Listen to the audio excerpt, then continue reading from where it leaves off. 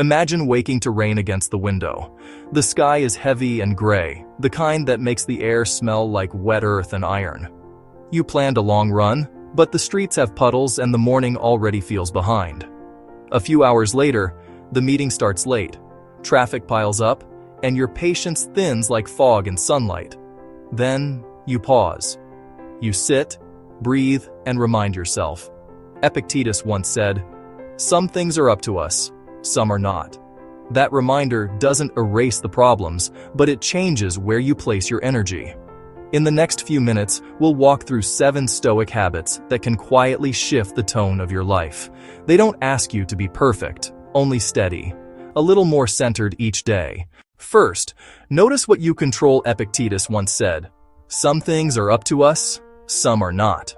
Picture this. You open your inbox and see an email that makes your chest tighten.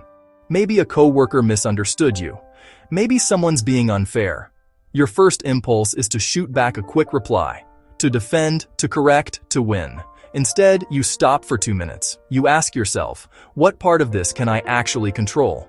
You can't control their opinion or their tone, but you can control how you respond, how you breathe, how you show restraint. That's the first Stoic habit, separating what's yours from what's not. When you direct effort only toward what you can change, you stop feeding anxiety and start solving problems. That short pause, that gap between trigger and action, becomes a powerful kind of freedom. Our second practice is living with less want. Marcus Aurelius wrote, "Very little is needed to make a happy life. You scroll through your feed and see 100 versions of a life shinier than yours. A better phone, a bigger house, a more exciting trip.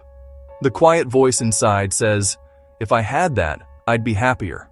The Stoics would smile at that thought, not to mock it, but to test it.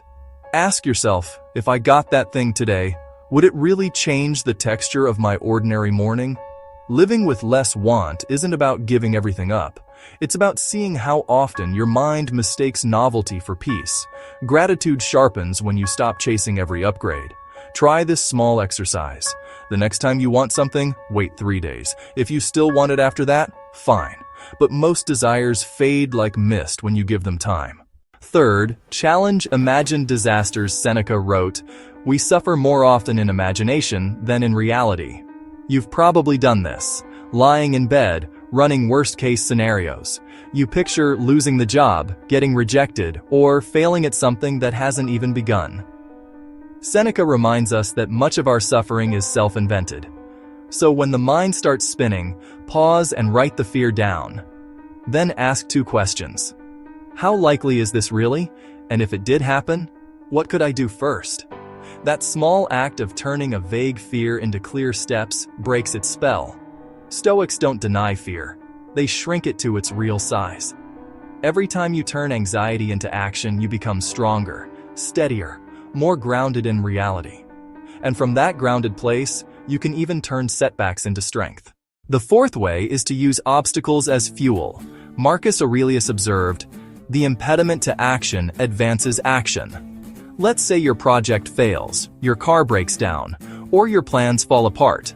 The initial reaction is frustration, that surge of, "Why now?"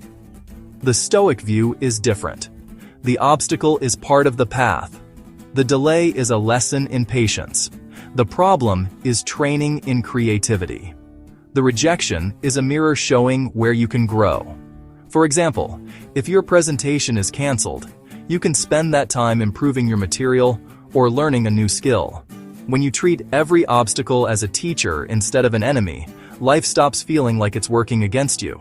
It starts feeling like it's working with you. Fifth, name your judgments. Epictetus taught, "It is not things that trouble us, but our opinions about them." Imagine arriving late to dinner. Someone jokes about your timing, and suddenly you feel embarrassed or defensive. What actually caused the discomfort? Their words or your interpretation of them? The Stoics taught that events are neutral. What hurts or heals us is the story we attach to those events. So, when you notice a strong emotion, name it. That's frustration, that's pride, that's fear. Then look beneath it. Ask, what judgment created this feeling? Once you see that, you have a choice. You can keep the judgment or let it go. That small distance is emotional clarity.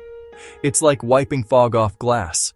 The view doesn't change, but you can finally see through it. Sixth, keep company that improves you. Seneca advised, associate with people who are likely to improve you. Take a quiet look at your circle, the people you text most, the ones whose moods influence yours.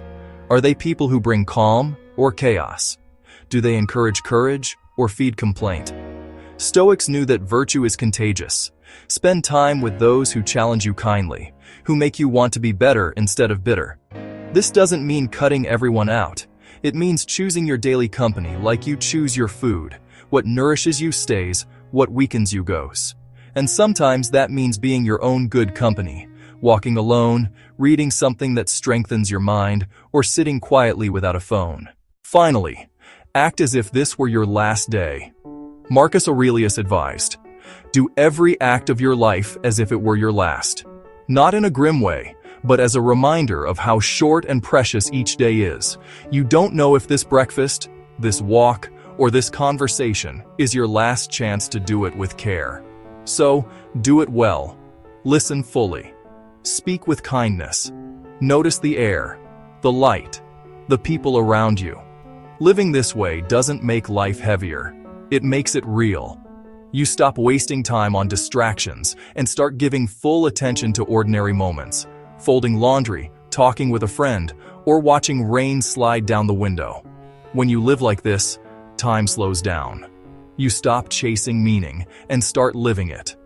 These habits, control, simplicity, realism, resilience, clarity, company, and presence, work together like stones in a foundation. Practice one, and the rest begin to strengthen. Come back to that first image. The rain at the window. The world outside hasn't changed, but you have. Your breathing is slower, your shoulders softer. You still have tasks, deadlines, and people to deal with, but the storm inside has quieted. That's Stoicism. Not escape, not cold detachment, just steadiness. It's the ability to meet each moment with awareness instead of reaction. So, here's a small challenge. For the next 3 days, pick one Stoic habit from this list. Maybe noticing what you control, maybe living with less want. Do it every morning, even for 2 minutes. Keep a small note of what you noticed. Change doesn't come with drama. It comes quietly, one small act of awareness at a time. Marcus Aurelius put it bluntly, waste no more time arguing what a good man should be. Be one. Which Stoic way will you try first? Share it in the comments. I might read yours next time.